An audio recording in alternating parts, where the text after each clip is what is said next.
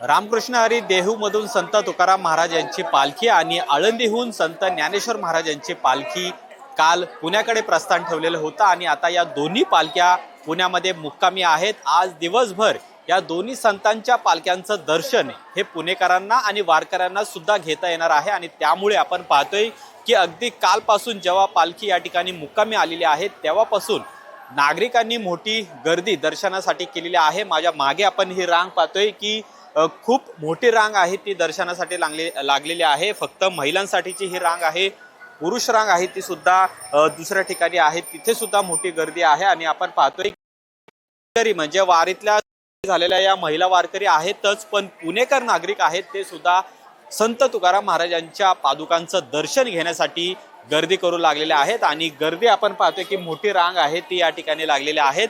अनेक महिला माऊली सुद्धा आहेत ज्या दर्शनासाठी या ठिकाणी थांबलेल्या आहेत। आपण काही महिला माऊलींशी बोलणार आहोत। माऊली, कुठून आला तुम्ही? आम्ही संभाजीनगर। म्हणजे तुम्ही वारीमध्ये चालताय? हा हो आज दर्शन घेताय? हा, तुकाराम महाराजाचं दर्शनाला चाललो आता। तुम्ही माऊलींच्या पालखीत सहभागी होता का? हो, माऊलीच्या पालखीत माऊलीच्या पालखीत 21 दिवस चालतात आम्ही तिथं पंढरी पर्यंत। हो, काय सुख मिळतंय? सुख माऊलीचं सुख अंतच नाही सुखाला। हा, एकदम भरपूर सुख आहे याच्यामध्ये, ज्याला कळन त्यालाच कळन। हा, असं आहे माऊली। तुम्ही किती वर्ष करताय? माझे वर्ष आता समजा 25-26 वर्ष तशी वारी चालू आहे, पायी वारी। लॉकडाऊन मध्ये खाली 2 सुट्ट्या मिळाल्या लॉकडाऊनच्या याच्यामध्ये। चुकली नाही वारी कधी? नाही, वारी चुकलीच नाही पांडुरंगाच्या रस्त्याने। हो, काय माऊली, तुमचा काय अनुभव आहे? आमचा 10 वर्ष झाले पांडुरंगाचं दिंडीमध्ये माऊलीच्या। चांगलं शांतता सुख भेटत चांगलं। हा, घरची आठवण? घरची नाही आठवण आहे, का बरं? नाही तिकडं खूप देवाचं करा वाटत लगे, असं देवाचंच नाव घ्यावं वाटतं खूप। तुम्ही एकटेच आलात की तुमचं कुटुंब नाही, पण? आमच्या कुटुंबामधून मी एकटीच आहे। हा, आणि दुसरे आहेत अजून भरपूर माणसं तुम्ही आहे किती वर्ष चालताय? आमचे 4 वर्ष झाले माझे। यंदा काय नवीन वाटतं तुम्हाला वारीमध्ये? वारीमध्ये यंदा आम्हाला इंद्रायणीचं आणि दर्शन घेताना ते दुःख वाटतं। मग तुम्ही डायरेक्ट आता पुण्यातून चालू आम्ही आज, पुण्यामध्ये दुसऱ्या ठिकाणी। नदीमध्ये काय सुख मिळतं स्नान करून? समाधान वाटतं, आंघोळ केलं क्षीणभाग हलका होतो।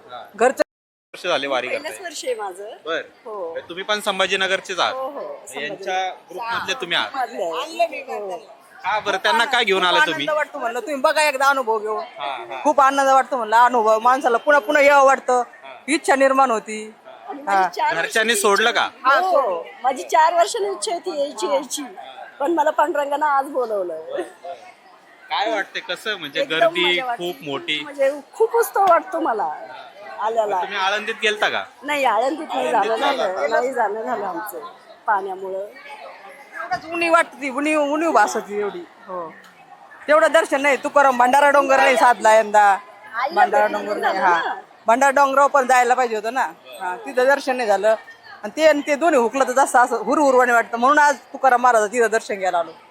हो, बघा, या भावना या वारकऱ्यांच्या आहेत। तुकाराम महाराजांचं दर्शन ते घेत आहेत। हे खरं तर संत ज्ञानेश्वर महाराजांच्या माऊली पालखी सोहळ्यामध्ये चालतात, पण आता दोन्ही पालख्या एकत्र आहेत, पुण्यामध्ये आहेत आणि त्यामुळे संत तुकाराम महाराज यांचा पादुकांचं सुद्धा त्यांना दर्शन घ्यायचं आहे। आणि एक खंत त्यांच्या मनामध्ये आहे की त्यांना यंदा आळंदीला जाता आलेलं नाहीये, कारण की तिथं जी परिस्थिती निर्माण झालेली होती त्यामुळे त्या माऊलींचं दर्शन आहे ते मात्र हुकलेलं आहे। अजून काही माऊली आहेत? माऊली, कुठले तुम्ही?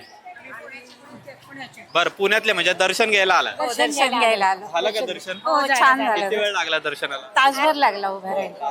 पण छान दर्शन, सुंदर दर्शन झालं, अगदी मन तृप्त झालं अक्षरशः। माऊलीचं दर्शन, शिस्त छान आहे, सगळं छान आहे, तिथं थांबायला मिळालं, उगाच डोकं आपटायला पुढे पळतायत असं नाही, शांततेत दर्शन झालं। व्यवस्था चांगली केली आहे. एकदम सुंदर दर्शन आहे। हरी वासुदेव हरी पंढरीनाथ दरवर्षी घेता का दर्शन? दरवर्षी येतो, दर्शन घेऊन जातो। माऊलींच्या तिथं गर्दी असते, इथं छान दर्शन होतं। रामकृष्ण हरी। काय सुख मिळतं बरं दर्शन घेतल्यानंतर? मानसिक समाधान खूप मिळतं।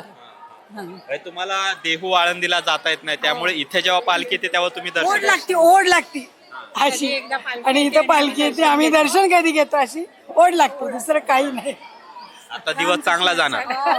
धन्यवाद।